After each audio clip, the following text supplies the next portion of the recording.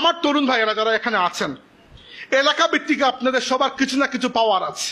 পাওয়ার বলতে কিছু না কিছু ইনফ্লুয়েন্স আছে। আপনার দু চারজন বন্ধু আছেন, ডাকলে এরা আসে, আপনি নামাজে গেলে এরা সাথে যায়, আপনি বাজারে গেলে এরা সাথে যায়। এদেরকে নিয়ে এলাকা ভিত্তিক, মসজিদ ভিত্তিক ছোট ছোট দিনী সার্কেল গড়ে তুলতে পারেন আপনারা। এটাই আমার কাছে বর্তমানে খুবই জরুরি মনে হচ্ছে। দিনী সার্কেল মানে কি? দিনী সার্কেলের অনেকগুলো কাজ হতে পারে। একটা কাজ হতে পারে যে মানুষকে মসজিদমুখী করা, ছোট ছোট বাচ্চাদেরকে মসজিদমুখী করা। দ্বিতীয়ত হচ্ছে ছোট হলেও একটা পাঠাগার এবং স্টাডি সার্কেল গড়ে তোলা।